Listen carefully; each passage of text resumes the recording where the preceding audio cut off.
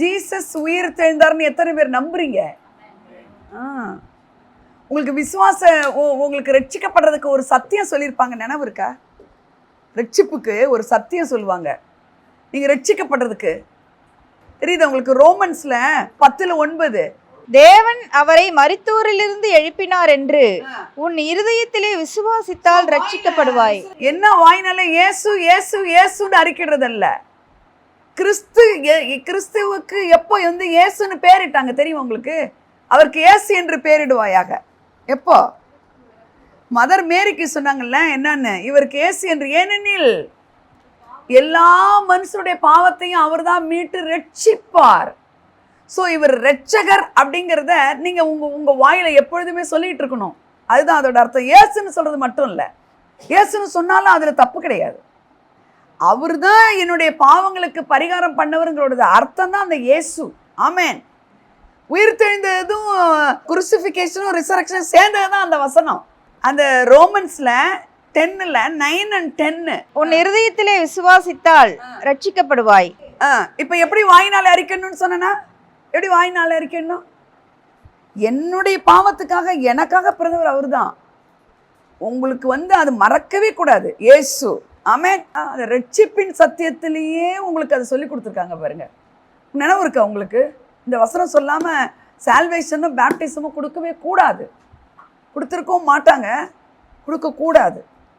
சும்மா வாயில் resurrection Easter கொண்டாடுறதுக்காக அல்ல. உங்கள் இருதயத்தில் என்ன இருக்கணுமா? என்ன விசுவாசம் இருக்கணும்? எனக்கு இந்த இதுக்கு ஜாப் கிடைக்கும், எனக்கு அது கிடைக்கும், இது கிடைக்கும், சுகம் கிடைக்கும், ஏதோ ஒன்று கிடைக்கும் கிடைக்கும் கிடைக்கும்ன்றது வந்துங்க. சரி, இந்த உலகத்தில் எப்படி இருக்காங்கன்னா 1+1 கூட்டிட்டு ஒரு லோனை வாங்கிட்டு கார் கொடுத்துட்டாருன்னு சொல்கிறாங்க. கர்த்தர் கார் கொடுத்தார், நல்லது, கார் கொடுத்தார் தான். நான் அதை தாண்டி என்ன சொல்கிறேன் தெரியுமா? சூப்பர் நேச்சுரலான காடு சூப்பர் நேச்சுரலாக கொடுக்கணும். சூப்பர் நேச்சுரலாக கொடுக்கணும், கொடுப்பாரு. ஏன்னா பைபிளே ஒரு சூப்பர் நேச்சுரல் புக்கு தான். அல்லேலூயா, அல்லேலூயா. அப்போ உங்களுக்கு ரட்சிக்கப்படும் பொழுதே இந்த சத்தியம் சொல்லிட்டாங்க. தேவன் அவரை மரித்தோரிலிருந்து எழுப்பினார் என்று. தேவன் அவரை மரித்தோரிலிருந்து எழுப்பினார் என்று உன் இருதயத்திலே விசுவாசித்தால் ரட்சிக்கப்படுவாய். பாத்தீங்களா? நீ ரட்சிக்கப்பட்டிருக்கியான்னு கேட்டா ஆமான்னு சொல்றவங்களுக்கு என்ன தெரிஞ்சிருக்கணும் சொல்லுங்க? ஒரே வசனம். நீங்க ரட்சிக்கப்பட்டிருக்கீங்களா அப்படின்னு கேட்டா எஸ் அப்படின்னு நம்ம சொல்லுவோம்ல. அவனா கட்டாயமா 2 விஷயம் தெரிஞ்சிருக்கணும். அது என்னது? தேவன் தான் மரித்தோரிலிருந்து கிறிஸ்துவ எழுப்பினாரு. ஆமேன். அதை சும்மா உதட்டல இல்லை, இருதயத்தில் விசுவாசித்து வாயிலை அறிக்கை பண்ணப்படும், அப்பொழுது ரட்சிப்பு உண்டாகும். ரட்சிக்கப்பட்டிருக்கிறோன்றவங்களுக்கு இதை சொன்னாதான் ரட்சிப்பு. அல்லேலூயா. அப்போ அன்றைக்கே உங்களுக்கு வந்து சொல்லப்பட்டிருக்கு, ரட்சிக்கப்படுற அன்னைக்கே உயிர் செய்தல நீ விசுவாசிக்கணும்னு. இயேசு கல்லை புரட்டி தள்ளின பிற்பாடு தான் உயிரோடு வந்தாரா? சும்மா சொல்லுங்க. கல்லை வந்து தூதன் தள்ளின பிறகு தான் அதுலேருந்து வெளியில் வந்தாராமா? சும்மா சொல்லுங்க. அந்த கல்லை போய் புரட்டப்படாமே இருக்கலாமே. ஏன் புரட்டப்பட்டது? அது ஒரு டெஸ்டிமோனியலாக இருக்கிறதுக்காக. ஏன் உயிரோடு இருக்கிறவரை மரித்த இடத்துல வந்து பார்க்குறீங்க, தேடுறீங்கன்றதுக்காக. அப்போ கல்லறையுடைய வாய், அந்த முகப்பு மூடப்பட்டு அது மூடப்பட்டு தான் இருக்குது. ஆனால் அதுக்குள்ளே அவர் என்ன பண்ணிட்டாரு? உயிரோடு எழுச்சிட்டாரு. அப்போ உள்ள பாடி இருக்குன்னு இவங்க மேக்டலின் மேரிலாம் வராங்க. அந்த கல் என்ன செய்யப்பட்டிருக்கு? அப்போ ஃபஸ்ட் எது நடந்தது? ரிசரக்ஷன். அப்புறம் தான் என்ன நடக்குது? புரட்டப்படுதல். ஆமேன். ஒரு ரிசரக்ஷன் டேயில் ஒரு குட் நியூஸ் என்ன தெரியுமா? பூட்டப்பட்டிருக்கிறதெல்லாம் பூட்டியே இருந்தால் கூட, பூட்டப்பட்டிருக்கிறதெல்லாம் பூட்டின மாதிரியே தெரிந்தால் கூட உயிர்ப்பிப்பு இருக்குன்ற. இந்த பூட்டிருக்கிற சீஷர்கள்லாம் பூட்டிருக்கிற இடத்துல ஜீசஸ் வந்து நாக் பண்ணுறாரா? ஏன்பா? பூட்டியே தான் இருக்குது, ஆனால் உள்ளே வந்துட்டு சமாதானங்கிறாரு. இதில் எவ்வளோ பெரிய நியூஸ் இருக்குது தெரியுமா? எது பூட்டி இருந்தாலும் அதை பற்றி பூட்டுறதை திறங்கலாம் நீங்கள் செய்ய வேண்டாம். ரிசரக்ஷனை தியானிச்சா போதும். ஆமேன். ரிசரக்ஷன். ஒரு சீஷர்களும் அப்படி தான் போயிட்டே இருக்கும்போது அவங்க கண்ணு திறந்தான் இருக்குது. அவங்களாம் எங்கேயோ தொலைவில் இருந்தவங்க கிடையாது. தாமஸும் தொலைவில் இருந்தவங்க கிடையாது. சீஷர்களும் ரொம்ப தூரத்தில் இருந்தவங்க கிடையாது. ஆனால் அவங்களுக்கு என்ன இல்லை? உயிர்த்தெழுதலை குறித்து கண் திறக்கப்படலை, பூட்டப்பட்டிருக்கு. அங்கே வந்து சொல்கிறாரு சமாதானம்ன்றார். எம்மோசிஷன்லாம் எருசலேமுக்கு போங்கன்னு சொல்லிட்டு போக வச்சுட்டு அங்கே உள்ளே போய் அப்பத்தை பிட்ட உடனே என்னது, கண்ணு திறந்த உடனே அவங்க ஆஹா இவரை பார்க்குறாங்க. உங்களுக்கு சமாதானம் சொல்லிட்டு என்ன பண்ணிடுறாரு. நான் உங்களுக்கு சொல்ல வேண்டியது, கிறிஸ்து உயிர்த்தெழுந்தார், அதை மறக்கவே கூடாது. அப்போது he is the resurrection and life. ஹல்லேலூயா. பழைய ஏற்பாட்டில் உயிர்த்தெழுதலை குறித்து ஏதாவது இருக்கா? அவர் உயிர்த்தெழுந்தா உங்களுக்கு என்ன? பாவத்துக்கு மன்னிப்பு கொடுத்துட்டாருமா? உயிர்த்தெழுந்தா என்னப்பா? யோசிச்சு பார்த்துருக்கீங்களா? சும்மா சொல்லுங்க. மரித்தவங்க உயிரோடு எழுந்திருப்பாங்க அப்படிங்கிறதுக்கு அவர் தான் முதல் என்னங்க டெஸ்டிமனி. ஆமேன்னு சொல்லுங்க. ஹல்லேலூயா. அது மட்டும் இல்லை, நம்ம சொல்கிறோம்ல we are co-seated with Christ அப்படின்னு சொல்கிறோம்ல, இயேசுவோடு கூட உட்கார்ந்துருக்குறோங்கிறோம்ல. அவரோடு கூட எழுந்திருக்கலன்னா நீங்கள் எப்படி உட்கார முடியும்? நீங்கள் கிறிஸ்துக்குள்ளே மரிச்சிங்க, கிறிஸ்துக்குள்ளே எழுந்திருச்சிங்க, கிறிஸ்துவோடு கூட உட்கார்ந்துருக்கிறீங்க. அதுக்கு அடையாளமாக தான் அவர் எங்கே இருக்கிறார்? இப்போது கிறிஸ்துவனுடைய வலது பார்சத்தில் இருக்கிறார். அதே இடத்துல நீங்களும் நானும் இப்போ இருக்கிறோம். இங்கே இருந்தால் கூட ஆமீன். எத்தனை பேருக்கு புரியுது? நீங்கள் அவரோடு கூட உட்கார்ந்துருக்கீங்க. இது எவ்வளோ பெரிய குட் நியூஸு. உங்கள் வாசல்கள் திறக்கப்படாமல் இருக்கலாம், ஃபினான்ஷியலாக இருக்கலாம், ஹெல்த் வைஸ் இருக்கலாம். That is not the terminal point. ஆமேன்னு சொல்லுங்கள். அது முடிவு கிடையாது, அது முடிவு கிடையாது. ஹல்லேலூயா. அது முடிவு கிடையாது. பூட்டிருந்தால் என்ன? பீட்டருக்கு வந்து 3ஆம் காவல், 2ஆம் காவல், 1ஆம் காவல் இல்லைப்பா. எல்லா காவலும் இருக்கும்போது அந்த பூட்டெல்லாம் திறந்துதாம்மா? சொல்லுங்கள்.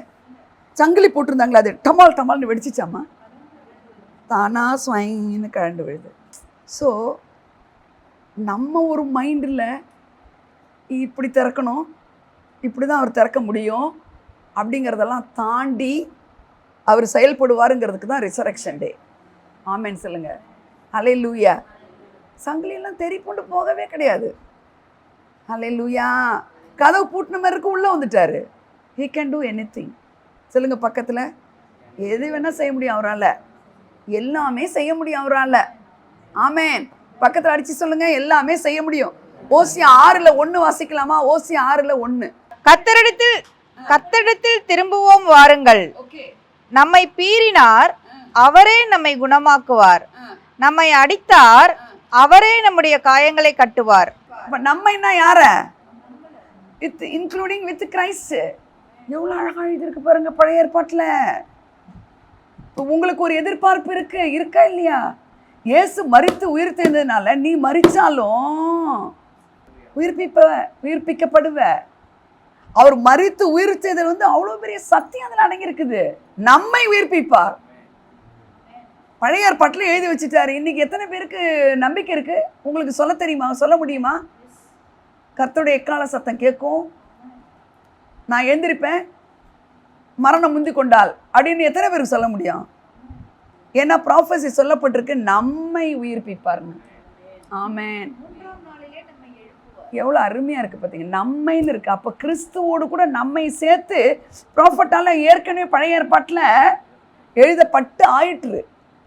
அப்படின்னா என்ன அர்த்தம்?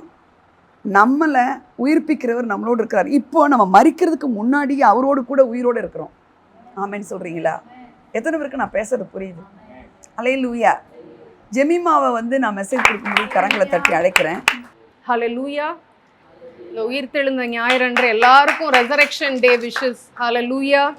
இந்த நாளில் கர்த்தருடைய வார்த்தையை ஷேர் பண்ணுறது எனக்கு மிகுந்த ப்ரிவிலேஜாக நான் நினைக்கிறேன். இந்த நாளை ஒட்டி உள்ள நடந்த சில காரியங்களை நம்ம ரீட் பண்ணிவிட்டு அதுக்கப்புறம் நம்ம செய்திக்குள்ளே போகலாம். யோவான் எழுதின சுவிசேஷம் 20ஆம் அதிகாரம் 1-17 முடிய. வாரத்தின் முதல் நாள் காலையில் அதிக இருட்டோடே மகதலேனா மரியாள் கல்லறையினிடத்துக்கு வந்து கல்லறையை அடைத்திருந்த கல் எடுத்து போட்டிருக்க கண்டாள். உடனே அவள் ஓடி சீமோன் பேதுருவினிடத்திலும் இயேசுவுக்கு அன்பாயிருந்த மற்ற சீஷனிடத்திலும் போய், கர்த்தரை கல்லறையிலிருந்து எடுத்துக்கொண்டு போய்விட்டார்கள், அவரை வைத்த இடம் எங்களுக்கு தெரியவில்லை என்றாள். அப்பொழுது பேதுருவும் மற்ற சீஷனும் கல்லறையினிடத்திற்கு போகும்படி புறப்பட்டு இருவரும் ஒருமித்து ஓடினார்கள். பேதுருவை பார்க்கிலும் மற்ற சீஷன் துரிதமாய் ஓடி முந்தி கல்லறையினிடத்தில் வந்து அதற்குள்ளே குனிந்து பார்த்து சீலைகள் கிடக்கிறதை கண்டான். ஆனாலும் அவன் உள்ளே போகவில்லை. சீமோன் பேதுரு அவனுக்கு பின்னே வந்து கல்லறைக்குள்ளே பிரவேசித்து சீலைகள் கிடைக்கிறதையும் அவருடைய தலையில் சுற்றியிருந்த சீலை மற்ற சீலைகளுடனே வைத்திராமல் தனியே ஒரு இடத்தில் சுருட்டி வைத்திருக்கிறதையும் கண்டான். முந்தி கல்லறைக்கு வந்த மற்ற சீஷனும் அப்பொழுது உள்ளே பிரவேசித்து கண்டு விசுவாசித்தான். அவர் மரித்தோரிலிருந்து எழுந்திருக்க வேண்டும் என்கிற வேத வாக்கியத்தை அவர்கள் இன்னும் அறியாதிருந்தார்கள்.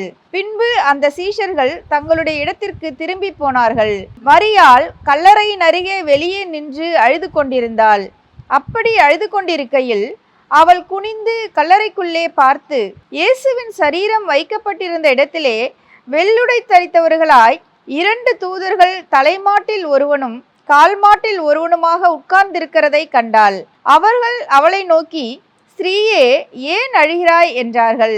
அதற்கு அவள், என் ஆண்டவரை எடுத்துக்கொண்டு போய்விட்டார்கள், அவரை வைத்த இடம் எனக்கு தெரியவில்லை என்றாள். இவைகளை சொல்லி பின்னாக திரும்பி இயேசு நிற்கிறதை கண்டாள். ஆனாலும் அவரை இயேசு என்று அறியாதிருந்தாள். இயேசு அவளை பார்த்து, ஸ்திரீயே, ஏன் அழுகிறாய்? யாரை தேடுகிறாய் என்றார். அவள் அவரை தோட்டக்காரன் என்று எண்ணி, ஐயா, நீர் அவரை எடுத்துக்கொண்டு போனதுண்டானால் அவரை வைத்த இடத்தை எனக்கு சொல்லும், நான் போய் அவரை எடுத்துக்கொள்ளுவேன் என்றாள். இயேசு அவளை நோக்கி, மரியாளே என்றார். அவள் திரும்பி பார்த்து ரபூனி என்றாள். அதற்கு போதகரே என்று அர்த்தமாம். இயேசு அவளை நோக்கி, என்னை தொடாதே, நான் இன்னும் என் பிதாவினிடத்திற்கு ஏறி போகவில்லை. நீ என் சகோதரரிடத்திற்கு போய், நான் என் பிதாவினிடத்திற்கும் உங்கள் பிதாவினிடத்திற்கும் என் தேவனிடத்திற்கும் உங்கள் தேவனிடத்திற்கும் ஏறி போகிறேன் என்று அவர்களுக்கு சொல் என்றார். ஸோ இதில் பார்க்குறோம், one of the first person to see Jesus, அவர் ரெசரெக்ட் ஆனதுக்கப்புறம் பார்த்த முதல் ஆளாக வந்து ஜான் வந்து யாரை ரெக்கார்ட் பண்ணுறாரு? மேரி மேக்டலின். ஸோ அந்த மேரி மேக்டலினோட பேக்ரவுண்ட் நம்ம போய் எடுத்து பைபிளில் படித்தோன்னா நிறைய மேரி இருக்கிறாங்க. அதனால சில டைம் வந்து கன்ஃபியூஸ் ஆகிறதுக்கு வாய்ப்பு இருக்குது. லாசரஸோட சிஸ்டர் பேரும் வந்து மேரின்னு மென்ஷனாக இருக்குது. அப்புறம் ஒரு லேடி வந்து அடல்ட்ரியில் விபச்சாரத்தில் காட்டானாங்கன்னு இருக்கு, அவங்களையும் மேரின்னு ரெக்கார்ட் பண்ணுது பைபிளில். இன்னொருத்தவங்கள்ட்ட இருந்து 7 பிசாசுகள் வந்து வெளியேறினதா நம்ம வாசிக்கிறோம், அவங்களையும் மேரின்னு ரெக்கார்ட் பண்ணுது.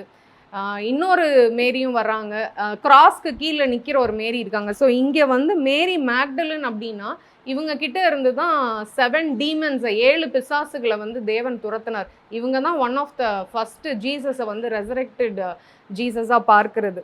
ஸோ இங்கே பார்க்குறோம், இந்த யூதர்களுடைய கல்ச்சரில் என்னென்னா, ஒரு பிரேதத்தை வந்து புதைச்சதுக்கப்புறம் டூம் ராபர் அப்படின்னு சில கல்வர்கள் இருந்தாங்க. அதாவது போய் புதைச்சதுக்கப்புறம் அந்த பாடியை வந்து திருடுறவங்க, அவங்களுக்கு பேர் தான் டூம் ராபர்.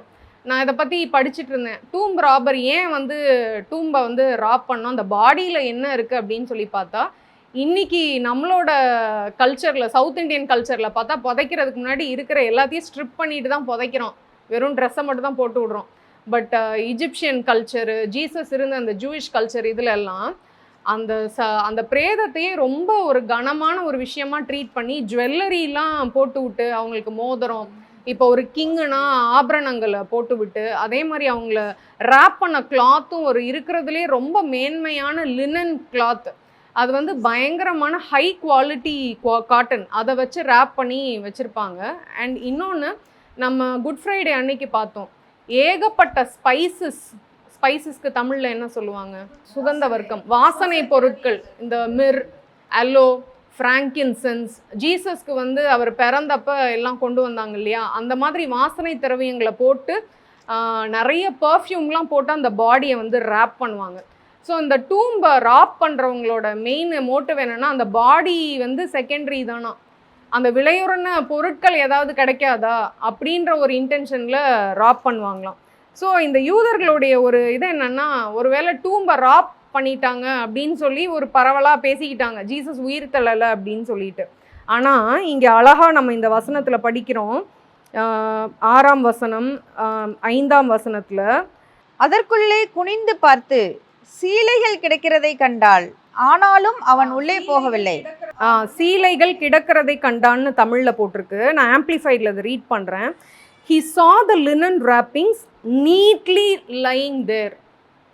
ஸோ இப்போ நம்ம கொடியில் துணி எடுத்து வீட்டில் பல நாளாக மடிக்காமல் சேர்லையோ பெட்டிலையோ போட்டு வச்சுருப்போம்ல, அந்த மாதிரி இல்லையா. அவரை புதைச்ச அந்த ட்ரெஸ்ஸு கூட எப்படி இருந்ததுதான், இட் வாஸ் நீட்லி லையிங் தேர். அடுத்து 6ஆம் வசனம் சொல்லுது, Then Simon Peter came up following him and went into the tomb and saw the linen wrappings neatly lying there. So பாடியை தனியாக ஒரு பெரிய லினன் கிளாத்தை வச்சு ரேப் பண்ணுவாங்க, தலையை தனியாக ரேப் பண்ணுவாங்க. தலையில் ரேப் பண்ணது அது தனியாக இருந்து தான், பாடியை ரேப் பண்ணது அது தனியாக இருந்து தான். நம்ம தேவன் வந்து he is a God of order, சகலமும் ஒழுங்கும் கிரமமாய் செய்கிற தேவன். ஸோ இதிலிருந்து அவரோட மரணத்துலேயும் உயிர்ப்புலையும் கூட எவ்வளோ ஒரு ஆர்டரை வந்து அதுக்குள்ளே வச்சிருக்கிறாருன்றதை நம்மளால் பார்க்க முடியுது. வசனம் 11லேருந்து 13. மரியாள் கல்லறையின் அருகே வெளியே நின்று அழுது கொண்டிருந்தாள். அப்படி அழுது கொண்டிருக்கையில் அவள் குனிந்து கல்லறைக்குள்ளே பார்த்து, இயேசுவின் சரீரம் வைக்கப்பட்டிருந்த இடத்தில் வெள்ளுடை தரித்தவர்களாய் 2 தூதர்கள் தலைமாட்டில் ஒருவனும் கால்மாட்டில் ஒருவனுமாக உட்கார்ந்திருக்கிறதை கண்டாள். ஸோ மரியாள் வந்து ஜீசஸை ஃபிசிக்கலாக தேடிட்டு இருந்தா. She was looking for the physical presence of Jesus. ஏன்னா இப்போ இந்த 12 சீஷர்கள் மாத்திரம் இல்லை, 12 சீஷர்கள் இல்லாமல் நிறைய ஃபாலோவர்ஸ் ஆஃப் ஜீசஸோடையே எல்லா இடத்துக்கும் மினிஸ்ட்ரிக்கு போயிட்டு இருந்தாங்க. அவங்கவுங்களுக்குன்னு குடும்பம் இருந்தது. ஆனால் அவங்க குடும்பத்தோட உட்காந்து அவங்களோட ரெகுலர் லைஃப்பை லீட் பண்ணாமல் ஜீசஸ் போகிற இடத்துல போய் அவர் செஞ்ச மிரக்கிள்ஸை பார்த்து அவருக்கு ஊழியம் செய்து இப்படி அவங்க ஒரு கம்யூனிட்டியாக வாழ்ந்த ஒன் ஆஃப் த பர்சன்ஸ் வந்து மேரி. ஸோ அவங்களோட life it was surrounded by being with Jesus. So திடீர்னு ஒரு நாள் வந்து ஒரு ஃபியூ டேஸில் ஜீசஸை வந்து சிலுவையில் அறையிறாங்க, அவர் மரிக்கிறாரு. ஒரு 3 days அவரோட ஆப்சன்ஸில் என்ன பண்ணுறதுனே சீஷர்களுக்கும் தெரியல, இந்த ஃபாலோவர்ஸ்க்கும் தெரியவே இல்லை. ஏன்னா ஃபுல்லாக ஜீசஸ் கூடயே உட்காடுறாங்க, அவர் கூடயே சாப்பிட்றாங்க, அவர் கூடயே மினிஸ்ட்ரி போகிறாங்க. ஸோ என்ன பண்ணுறதுன்னு தெரியாமல் மரணத்துலேயும் அவரை பரி பண்ணதுக்கு அப்புறமும் ஃபிசிக்கலாக அவரோடையே இருக்கணும்னு எக்ஸ்பெக்ட் பண்ணாங்க. அதனால தான் இங்கே இந்த வசனங்களில் நம்ம வாசிக்கிறோம், அவங்க அழுதுட்டு இருந்தாங்க அப்படின்னு சொல்லி நம்ம வாசிக்கிறோம். ஷீ வாஸ் சாபிங்னா வெம்பி வெம்பி அழுவாங்கள்ல சில நேரம் குழந்தைங்க, சாதாரண அழுகிறதுல வெம்பி அழுதாங்க. ஸோ அவர் இறந்து 3 நாள் ஆயிடுச்சு. அப்போ அந்த 3 நாளுமே இனம் புரியாத ஒரு துக்கத்தில் வெம்பி அழுகிறாங்க. இங்கே பார்க்குறோம் ஃபிசிக்கலாக அந்த ப்ரெசன்ஸ் ஆஃப் ஜீசஸை வந்து அந்த அவங்க மரியாள் வந்து தேடிக்கொண்டு இருந்தாங்க. அவரோட ஆப்சன்ஸில் என்ன பண்ணுறதுனே தெரியல. ஆனால் 17ஆம் வசனத்தில் ஆண்டவர் என்ன சொல்கிறாரு, இயேசு அவளை நோக்கி, என்னை தொடாதே, நான் இன்னும் என் பிதாவிடத்திற்கு ஏறி போகவில்லை. ஸோ இங்கே தமிழில் வந்து தொடாதேன்னு இருக்கு, பட் இங்கிலீஷில் எப்படி இருக்குன்னா டு நாட் ஹோல்ட் மீ, என்னை பிடிச்சிட்டு இருக்காதன்னு இருக்குது. இப்போ நம்ம எல்லாருமே வந்து பிள்ளைங்க இருக்குன்னா பிள்ளைங்களை வந்து விட்டுட்டு காலையில் வேலைக்கு போகிறோம் இல்லையா. அப்போ வேலைக்கு போகும்போது ரொம்ப டாட்லர்ஸ்லாம் இருந்தாங்கன்னா அவங்க என்ன பண்ணுவாங்க, காலை பிடிச்சிட்டு போகாதீங்கன்னு சொல்லுவாங்க. அப்போ அவங்களுக்கு நம்ம ஃபிசிக்கல் ப்ரெசன்ஸ் தேவைப்படுது, எந்நேரமும் அவங்க கூடவே இருக்கிறது தேவைப்படுது. ஆனால் வேற என்ன தேவைப்படுது, அவங்களுக்கான தேவைகளை நம்ம சந்திக்க தேவைப்படுது. அதனால நம்ம என்ன சொல்கிறோம், என்னை பிடிச்சிட்டு இருக்காது பாப்பா, நான் வந்துடுவேன், அம்மா வந்துடுவேன், அப்பா வந்துடுவேன், சாயந்தரம் பிடிச்சிட்டு இருக்காதுன்னு சொல்கிறோம்ல. இங்கே வந்து அந்த அர்த்தத்தில் தான் சொல்லப்பட்டிருக்கு. தொடாதனா என்னை தொடாத அந்த அர்த்தத்தில் சொல்லப்படல, do not hold on to me. So இங்கே ஜீசஸ் என்ன சொல்கிறாருன்னா, என்னுடைய ஃபிசிக்கல் ப்ரெசன்ஸ்க்கு நீ ஹோல்ட் ஆன் பண்ணாத அப்படின்னு சொல்கிறாரு. To not hold on to my physical presence. இன்னைக்கு நிறைய டைம் வந்து நம்ம ஒருத்தங்களை பார்க்குற விதமாக இருக்கட்டும், இல்லை ஜீசஸ் கூட கனெக்ட் பண்ணுற விதமாக இருக்கட்டும், நிறைய டைம் ஃபிசிக்கலாக இருக்குது. நான் சில டைம் ரொம்ப ப்ரோக்கனாக இருந்த டைம்ஸ்லலாம் நான் சொல்லியிருக்கேன், ஆண்டவரே ஃபிசிக்கலாக நீங்கள் ஒரு இடத்துல இருப்பீங்கன்னா ஓடி வந்து உங்களை ஒரு 10 நிமிஷம் கட்டி பிடிச்சிட்டு அந்த அன்பை அப்படியே டைரெக்டாக நான் ருசிச்சிட்டேன்னா இந்த இது எனக்கு சரியாயிடும் அப்படின்னு நான் ஃபீல் பண்ணியிருக்கிறேன். நீங்களும் அநேகர் வந்து அந்த மாதிரி நினச்சிருப்பீங்க. ஃபிசிக்கலாக வந்து நான் சீஷர்கள் இருந்த டைமில் இருந்திருந்தால் நல்லா இருந்திருக்கும், அவரை முகத்தை பார்த்துருந்தா நல்லா இருந்திருக்கும், அவரோட சாப்பிட்ருந்தா நல்லாயிருக்கும், அவர் சொன்னதை என் காதால் கேட்டிருந்தா நல்லா இருந்திருக்கும் அப்படின்னு we hold on to the physical presence of Jesus. ஆனால் இங்கே அந்த மாதிரி நம்மளுக்கு வரும் பொழுது ஆண்டவர் சொல்கிற பதில் என்னவா இருக்குது, 17ஆம் வசனம், என்னை தொடாதே இல்லை, do not hold me for I have not yet ascended to the Father. அதை ரீட் பண்ணுங்கக்கா. நான் இன்னும் என் பிதாவினிடத்திற்கு ஏறி போகவில்லை. நீ என் சகோதரரிடத்திற்கு போய் நான் என் பிதாவினிடத்திற்கும் உங்கள் பிதாவினிடத்திற்கும். ஸோ ஆண்டவர் என்ன சொல்றாரு, இப்போ தேவன் பழைய ஏற்பாடு ஃபுல்லாக நீங்கள் வாசிச்சிங்கன்னா பிதா அப்படின்ற டேர்மை காடை ரிலேட் பண்ணுறது ரொம்ப ஒரு 2 or 3 டைம்ஸ் தான் மென்ஷன் ஆயிருக்கு. பெரும்பாலும் பழைய ஏற்பாடில் தேவனை எப்படி அட்ரஸ் பண்ணாங்க? காடு, லார்டு, தேவனே, கர்த்தாவே, வேற என்ன இருக்கு, எஜமானனே, ஆண்டவரே. வேற தாவீது வந்து நிறைய விதமாக ஆண்டவர் அழைக்கிறார்ல, என் கண்மலையே, என் கோட்டையே, என் துருகமே, என் மீட்பரே, என் அரணே, இப்படி பல பேரால் வந்து ரிலேட் பண்ணுறாங்க. பட் ஜீசஸோட உயிர்த்தெழுதலில் பிரதானமாக அவர் எஸ்டாப்ளிஷ் பண்ண விஷயம் என்னன்னா, இங்கே அந்த வசனம் சொல்லுது, நான் ஏன் போக வேண்டியதாக இருக்குது, என்னத்தை போய் என் சகோதரர்களிடத்துல சொல்லுன்னு ஆண்டவர் சொல்கிறாருன்னா, நான் இன்னும் என் பிதாவினிடத்திற்கு ஏறி போகவில்லை. நீ என் சகோதரரிடத்திற்கு போய் நான் என் பிதாவினிடத்திற்கும் உங்கள் பிதாவினிடத்திற்கும் என் தேவனிடத்திற்கும் உங்கள் தேவனிடத்திற்கும்.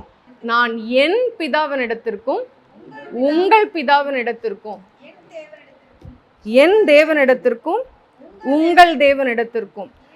ஸோ ஆண்டவர் என்ன சொல்ல விரும்பினாரு, do not hold on to my physical presence. என்னோட மாம்சத்தில் நான் உங்களோட நடந்தேன்ல, அதையே வச்சு நீங்கள் என்னோட ரிலேட் பண்ணாதீங்கன்றது தான் இந்த ரெசரெக்ஷனோட மெசேஜ். நியூ டெஸ்ட்மெண்ட்டில் இன்னொரு வேர்ஸ் இருக்குது, இனி நாம் யாவரையும் மாம்சத்தின்படி அறியோம். ஸோ இனி நாம் யாவரையும் மாம்சத்தின்படி அறியோம்னா ஜீசஸையும் மாம்சத்தின்படி நம்ம அறியறது அவருக்கு விருப்பம் இல்லை. அதை தான் அவர் ரெசரெக்ஷனில் ஃபஸ்ட்டு மெசேஜாக மேரி மேக்டலின்ட்ட சொல்கிறாரு. என்ன சொல்கிறாருன்னா, என் பிதாவினிடத்திற்கும் உங்கள் பிதாவினிடத்திற்கும். ஸோ இன்னைக்கு என் தேவனே ஏன் என்னை கைவிட்டின்னு அவர் சிலுவையில் சொன்னார். என் தேவனாக இருந்தது இந்த ரிசரெக்ஷனில் அவர் என்னவா ஆனார், நம் தேவனானார். ஸ்பெஷலாக அவருக்கு மட்டுமே பிதான்னு இருந்தவர் இன்னைக்கு நம்மளுக்கு யாராக இருக்கிறாரு, நம் பிதாவாக இருக்கிறாரு. Your father, my father and your father, my God and your God. So நம்ம பிதாவா தேவன் வந்து இந்த ரெசரெக்ஷனில் ஆண்டரை எஸ்டாப்ளிஷ் பண்ணார். You can just personalise the father as your father. இன்றைக்கி அநேகருக்கு வந்து இங்கே இருக்கிறோம், இந்த ஃபாதர் வூண்டுன்றது நிறைய பேருக்கு இருக்குது. ஃபாதர் வூண்டுனா நிறைய பேருக்கு தகப்பன் இல்லை உலகத்தில், நிறைய பேருக்கும் இருந்தும் இல்லாமல் இருக்கிறோம். நிறைய பேருக்கு இருக்கிறாங்க, ஆனால் ஒரு பொறுப்பாக தகப்பனுடைய ஸ்தானத்தை செய்கிற ஒரு இடத்துல வந்து தகப்பன் இல்லாமல் இருக்கிறாங்க. பட் இன்னைக்கு ரெசரெக்ஷனோட குட் நியூஸ் என்னன்னா, அவர் உங்கள் பிதா. ஹல்லேலூயா. என் பிதா, அவர் என் பிதா, அவர் என் பிதா. ஸோ பிதானா என்ன அப்படின்னா, அது ஒரு டெசிக்னேஷன் கிடையாது, it is a role. Hallelujah. It is not a designation. அப்பான்றது பிள்ளைய பெற்றவங்க எல்லாருமே வந்து ஃபாதர் ஆக முடியாது. ஃபாதர் அப்படின்னா it is a role. Father அப்படின்னா it is a responsibility. Father அப்படின்னா he is the source for everything. So இங்கே ஆண்டவர் சொல்கிறாரு, என்னோட சோர்ஸ் மட்டும் இல்லை, அவர் உங்களோட சோர்ஸ். என் பிதாவினிடத்திற்கும் உங்கள் பிதாவினிடத்திற்கும். உங்கள் பிதானா என் சோர்ஸ் மட்டும் இல்லை, அவர் உங்களோட சோர்ஸ். என்னோட ப்ரொவைடர் மட்டும் இல்லை, அவர் உங்களோட ப்ரொவைடர். எனக்கு எல்லாம் செய்கிறவர் மாத்திரம் இல்லை, உங்களுக்கு எல்லாம் செய்கிறவர். ஹல்லேலூயா. இதை தான் தேவன் சொன்னார். அப்போஸ்தலர் நடபடிகள் 1ஆம் அதிகாரம் 1-5 வசனம். இதோட கான்டெக்ஸ்ட் என்னன்னா, அவரோட ரெசரெக்ஷனுக்கு அப்புறம் ஜீசஸ் வந்து பல முறை வந்து அப்பியர் ஆகிறாரு டிசைப்பிள்ஸ்க்கும் வெவ்வேறு மனிதர்களுக்கும் அப்பியர் ஆகி அவர் ஜீவனோடு இருக்கிறாரு, இன்னும் சிலுவையில் இல்லை, அவர் மரித்து போய் இல்லை, அவரை புதைச்சிட்டாங்க, அந்த கல்லறைக்குள்ளே இல்லைன்றத திஷ்டாந்தமாக அவர் வந்து நிறைய தடவை அப்பியர் ஆகி சீஷர்களுக்கு தன்னையே வெளிப்படுத்துறாரு. அதுதான் இந்த வசனத்தோட கான்டெக்ஸ்ட். இப்போ ரீட் பண்ணுங்க. தெயோப்பிலுவே, இயேசுவானவர் தாம் தெரிந்து கொண்ட அப்போஸ்தலருக்கு பரிசுத்த ஆவியினாலே கட்டளையிட்ட பின்பு அவர் எடுத்துக்கொள்ளப்பட்ட நாள் வரைக்கும் செய்யவும் உபதேசிக்கவும் தொடங்கின எல்லாவற்றையும் குறித்து முதலாம் பிரபந்தத்தை உண்டு பண்ணினேன். அவர் பாடுபட்ட பின்பு 40 நாளளவும் அப்போஸ்தலருக்கு தரிசனமாகி தேவனுடைய ராஜ்யத்துக்குரியவைகளை அவர்களுடனே பேசி அநேகம் தெளிவான திருஷ்டாந்தங்களினாலே அவர்களுக்கு தம்மை உயிரோடு இருக்கிறவராக காண்பித்தார். அன்றியும் அவர் அவர்களுடனே கூடி வந்திருக்கும் போது அவர்களை நோக்கி, யோவான் ஜலத்தினாலே ஞானஸ்நானம் கொடுத்தான், நீங்கள் சில நாளுக்குள்ளே பரிசுத்த ஆவியினாலே ஞானஸ்நானம் பெறுவீர்கள். ஆகையால் நீங்கள் எருசலேமை விட்டு போகாமல் என்னிடத்தில் கேள்விப்பட்ட பிதாவின் வாக்குத்தத்தம் நிறைவேற காத்திருங்கள் என்று கட்டளையிட்டார்.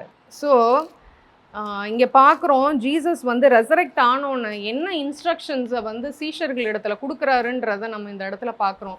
எப்பவுமே ஒரு மனுஷர் வந்து இறக்குற அந்த டைமில் அந்த கடைசி வார்த்தைகள் ரொம்ப முக்கியமான வார்த்தைகள். ஏன் முக்கியம்? ஏன் முக்கியம்? லாஸ்ட் வேர்ட்ஸ் ஏன் ரொம்ப முக்கியம்? அவங்களோட கடைசியாக அவங்க சொல்கிற விஷயம் வந்து பிரதானமாக அவங்க சொல்கிற ஒரு விஷயம். It's the most important thing. அந்த மாதிரி மோஸ்ட் இம்பார்ட்டண்ட்டாக ஜீசஸ் ரெசரெக்ட் ஆகி அசெண்ட் ஆகிறதுக்கு முன்பாக, அவர் உயிர்த்தெழுந்து பரமேறதுக்கு முன்பாக கடைசியாக என்னத்தை கட்டளை இட்டாரு இந்த வசனங்களில் பார்த்தோம். எதை கட்டளையாக சொன்னார்? ஆகையால் நீங்கள் எருசலேமை விட்டு போகாமல் என்னிடத்தில் கேள்விப்பட்ட பிதாவின் வாக்குத்தத்தம் நிறைவேற காத்திருங்கள் என்று கட்டளையிட்டார். ஸோ என்ன சொல்லி கட்டளையிட்டார்? அவருடைய கட்டளை என்ன? To not leave Jerusalem. அவருடைய கட்டளை என்ன? எருசலேமை விட்டு போகாதீங்க. அதுதான் அவருடைய கட்டளை. ஏன் எருசலேமை விட்டு போகாதீங்க? இப்போ இந்த சீஷர்கள் 12 பேர் இருந்தாங்கல்ல, அவங்கெல்லாம் எந்த ஊருன்னு தெரியுமா? ஒவ்வொருத்தரும் எந்த ஊர்? எல்லாம் ஒரே ஊரா? இல்லை, ஒவ்வொருத்தரும் வேற வேற ஊர். ஸோ இப்போ எருசலேமில் ஏன் அந்த டைமில் இருந்தாங்கன்னு தெரியுமா?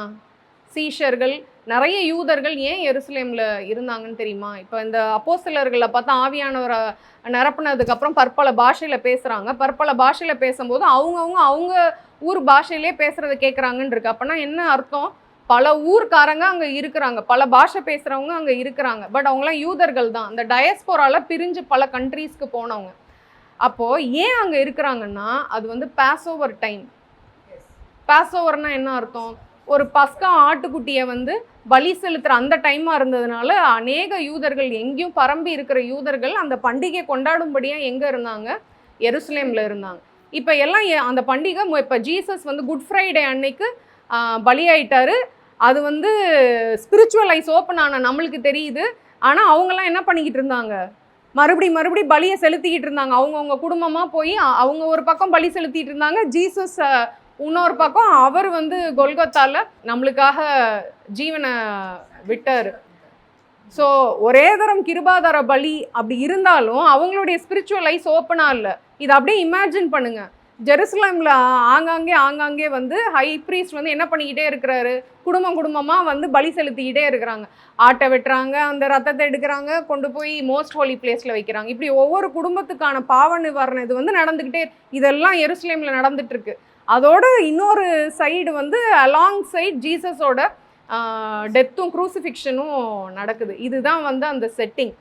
ஸோ இது முடிஞ்சிருச்சு குட் ஃப்ரைடே அன்னைக்கு. ஸோ முடிஞ்சிருச்சுன்னா எல்லாரும் என்ன பண்ணுவாங்க? அவங்கவுங்க ஊருக்கு போயிட்டு அவங்களோட ரெகுலர் லைஃப்பை பார்க்க ஆரம்பிச்சிட்டாங்க. இப்போ இந்த சீஷர்களும் ஃபாலோவர்ஸ் ஆஃப் ஜீசஸும் என்ன பண்ணிகிட்டே இருந்தாங்க? ஏசுவோடே உட்காந்து, ஏசுவோடே சாப்பிட்டு, ஏசுவோட மினிஸ்ட்ரி பண்ணிட்டு இருந்தாங்கல்ல. இப்போ ஜீசஸ் இல்லை ஃபிசிக்கலாக. அப்போ அவங்க என்ன பண்ணணும்? ஒரு ஃபிசிக்கலாக யோசிக்கும் போது, ஃப்ளெஷில் யோசிக்கும் போது அவங்க என்ன பண்ணணும்? பாஸ் ஓவர் முடிஞ்சிருச்சு, ஜீசஸும் இல்லை ஃப்ளெஷில். என்ன பண்ணுவாங்க? ஒரு நேச்சுரலாக யோசிங்க. அவங்கவுங்க ஊருக்கு போய் அவங்க லைஃப்பை கண்டினியூ பண்ண ஆரம்பிச்சிருவாங்க. அவங்கவுங்க ஒய்ஃபோட அவங்க பிள்ளைங்களை வளர்க்க, வேலைக்கு போக. கார்பெண்டர்னா அவங்க வேலையை பார்க்க ஆரம்பிச்சிருவாங்க. ஃபிஷர்மென்னா அவங்க பாட்டு கடலுக்கு போய். அதனால தான் பேதுருலாம் கடலுக்கு போயிட்டாரு. என்ன பண்ணுறதுன்னு தெரியல, கண்கள் இன்னும் திறக்கப்படலை. அதனால தான் ஜீசஸ் கட்டளையாக என்ன சொல்கிறாரு? எருசலேமை விட்டு போகாதீங்க. ஏன்னா எருசலேமை விட்டு போனால் எல்லாரும் என்ன பண்ணிடுவாங்க? அவங்கவுங்களோட நார்மல் லைஃப்பை ஆரம்பிச்சிருவாங்க. ஸோ அதனால தான் எருசலேமை விட்டு போகாதீங்கன்னு சொல்கிறாரு. ஸோ ஏன் எருசலேமை விட்டு போகக்கூடாதுன்னு ஜீசஸ் சொல்கிறாரு? ஆவியானவர் உங்கள் மேலே வருவார் அப்படின்னு சொல்லிட்டு சொல்கிறாரு. இதை நம்ம 8ல் வாசிக்கிறோம். 8ஆம் வசனம். பரிசுத்த ஆவி உங்களிடத்தில் வரும்போது நீங்கள் பெலனடைந்து எருசலேமிலும் யூதேயா முழுவதிலும் சமாரியாவிலும் பூமியின் கடைசி பரியந்தமும் எனக்கு சாட்சிகளாக இருப்பீர்கள் என்றார். ஆமென். ஸோ ஏன் ஜெருசலேம் விட்டு நீங்கள் போகாதீங்கன்னு ஜீசஸ் சொல்கிறாருன்னா, அதுக்கு ஒரு பிரதானமான ரீசன் என்னென்னா, because you will receive the Holy Spirit. பரிசுத்த ஆவியானவரை நீங்கள் பெற்றுக்கொள்வீர்கள் அப்படின்றது தான் வந்து ஜீசஸ் சொல்கிறாரு. இப்போது இந்த ரெசரெக்ஷனுக்கு அப்புறம் ஏன் வந்து ஜீசஸ் வந்து ரெசரெக்ட் ஆகணும்? சிலுவையிலேயே வந்து அவர் நம்மளோட வியாதியை சுமந்துட்டாரு, நம்மளுடைய சாபத்தை சுமந்துட்டாரு. எல்லாத்தையும் அவர் சிலுவையிலே சுமந்துட்டாரு. அப்போ சிலுவையோட முடிஞ்சிருக்கலாம்ல. Why was resurrection essential? ஏன் வந்து ரெசரெக்ஷன் எசென்ஷியலாக இருந்துச்சு? ஏன் அவர் உயிரோட எழுமணும் அப்படின்னு நம்ம எல்லாருக்குமே ஒரு கொஸ்டின் இருக்கும். Why did Jesus need to resurrect from the dead? So Jesus வந்து சிலுவையில் மறித்து அவரை பெதைச்சு அவர் உயிரோட எழும்பும்போது it was saying that he has conquered death. மரணத்தை அவர் ஜெயித்தார், பாவத்தை அவர் ஜெயித்தார். இப்போ சிலுவையோட முடிஞ்சிருந்துச்சுன்னா த ஸ்டோரி எண்ட்ஸ் தேர். டெத்தில் தான் முடிஞ்சிருக்கும் ஸ்டோரி. ஆனால் டெத்தில் முடியல. அவர் ரெசரெக்ட் ஆனோன்னா எதில் எண்ட் ஆகுது? லைஃப். ரெசரெக்ஷன்னா என்ன அர்த்தம்? லைஃப். ஸோ லைஃப்பில் God wanted each one of our story to end with life. Hallelujah. So இன்றைக்கு மரணத்துக்கு அடுத்த ஒரு காரியம் உங்களோட லைஃப்பில், உங்கள் குடும்பத்தில் ஏதோ ஒரு விஷயம் மரணம் அப்படின்னா கடைசியாக நம்ம மூச்சு நிற்கிறது மரணம் இல்லை. வியாதி மரணத்தின் இன்னொரு முகம். ஹல்லேலூயா. பாவர்ட்டி, வறுமை மரணத்தின் இன்னொரு முகம். பயம், மரணத்தை குறித்த பயம் மரணத்தின் இன்னொரு முகம். ஆதியில் மனுஷன் எப்படி இருந்தான்? பயமில்லாத இருந்தான். அண்ட சராசரங்களையும் படுத்த காடு கேஷுவலாக பேசிக்கிட்டு இருக்காங்க. பாவத்தின் விளைவாக தான் என்ன வந்தது? பயம் வந்தது. சாபம் மரணத்தின் இன்னொரு முகம். ஸோ மரணம்னா மூச்சு போகிறது மட்டும் மரணம் இல்லை.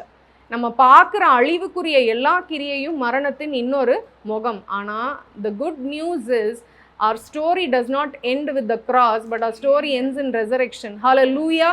மரணத்துக்கு அடுத்த காரியங்கள் இப்பொழுது இருக்குன்னா அது உங்கள் லைஃப்பில் ஃபுல் ஸ்டாப் இல்லை, அதை கமாவாக தொடர பண்ணுகிற தேவனாக இருக்கிறார் நம்மளுடைய லைஃப்பில்.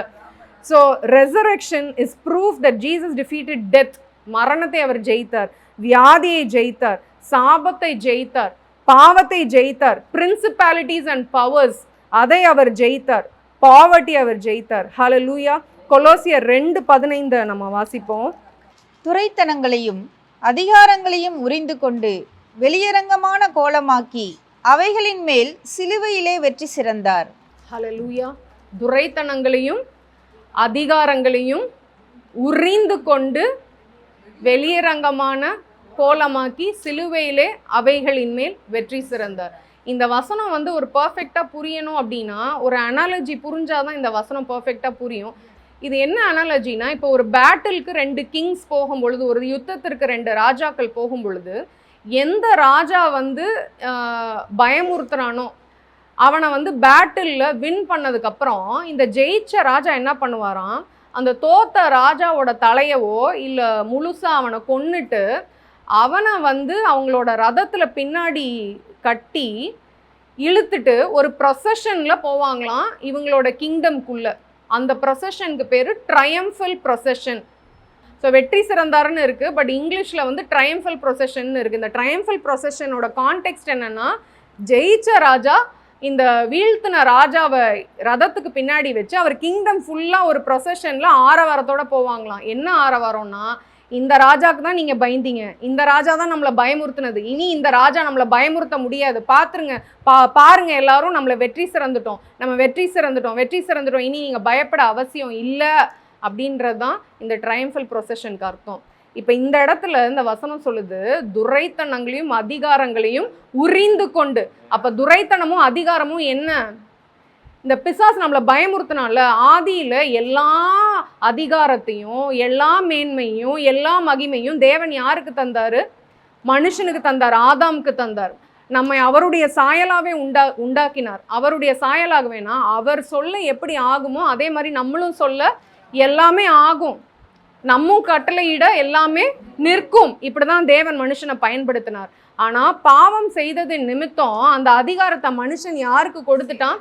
சேட்டனுக்கு கொடுத்துட்டான். ஆனால் சிலுவையில் மறுபடி தேவன் என்ன பண்ணார்? எல்லா துரைத்தனங்களையும் அதிகாரங்களையும் உரிந்து கொண்டுன்னா அவனோட பவசை உறிஞ்சிட்டாராம், வெளியரங்கமான கோலமாக்கி. இந்த வெளியரங்கமான கோலமாக்கினா ஒரு ட்ரையம்ஃபல் ப்ரொசஷன் கிராஸ்க்கு அப்புறம் இது வந்து நம்ம வெளிப்பிரகாரமான ஃப்ளெஷ்லி ஐஸில் பார்க்க முடியாது.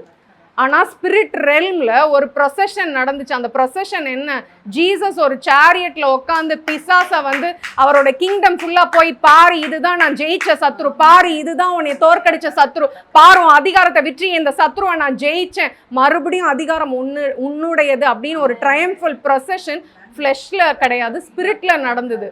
இப்போ இந்த வசனத்தை மறுபடி வாசிப்போம்.